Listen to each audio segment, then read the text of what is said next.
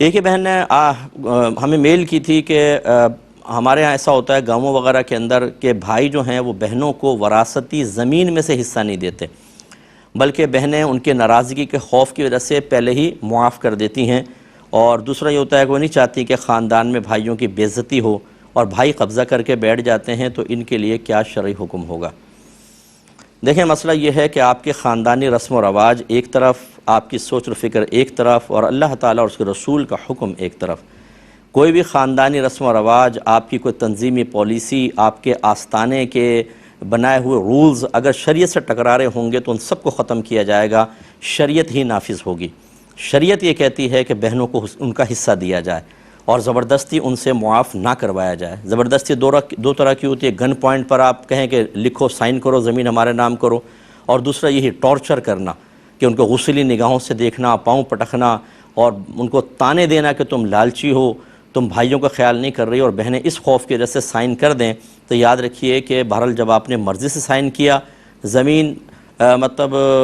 بظاہر قانون کے اعتبار سے تو ان کے ہاتھ میں چلی جائے گی، لیکن ایسی زبردستی کرنا ٹھیک نہیں۔ اور اگر آپ شریعت کو دیکھیں تو شریعت یہ کہتی ہے کہ کوئی بھی وارث تقسیم وراثت سے قبل معاف کر ہی نہیں سکتا ہے،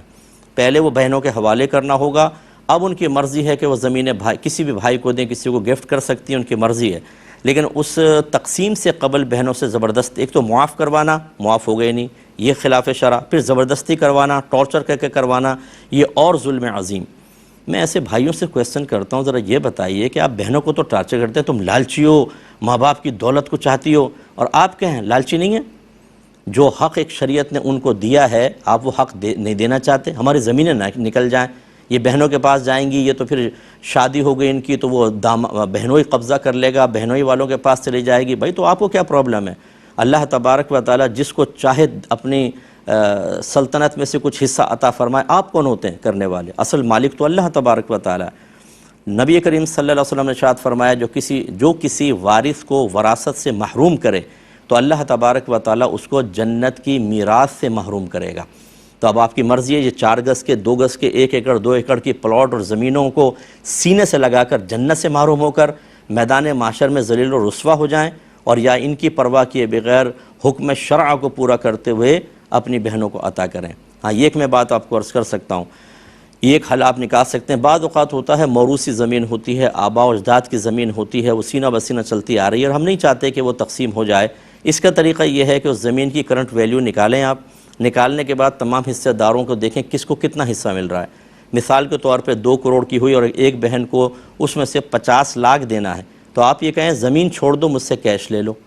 ان کو تو زمین کا مطلب کیا ہے، وہی ہے نا۔ ہاں، اگر یہ بہن یہ کہتی ہے کہ نہیں میں تو خود کھیتی باڑی کروں گی، زراعت کروں گی، مجھے پیسہ نہیں چاہیے، پھر آپ زبردستی نہیں کر سکتے، پھر تو بہن کے پاس ہی آپ کو کیا فکر ہے۔ لیکن بہرحال اگر بہن اس صلح پہ راضی ہو جاتی ہے تو زمین آپ رکھ کر پھر کیش دے سکتے ہیں، لیکن زبردستی کر کے لینا، نفسیاتی طور پہ مروب متاثر کرنا، یا معاذ اللہ یہ کہنا کہ ہمارے خاندان کو تو رسم و رواج ہی یہ ہے کہ لڑکیاں اپنا حصہ چھوڑ دیا کرتی ہیں، ایسے معذرت کے ساتھ لفظ استعمال کر رہا ہوں، خلاف شرع اور بیہودہ رسم کو ختم کرنے کی ضرورت ہے۔ اللہ اس کے رسول کے احکامات کا نفاذ کرنا اور خوشدلی کے ساتھ کرنا، یہ وقت کی ضرورت ہونی چاہیے۔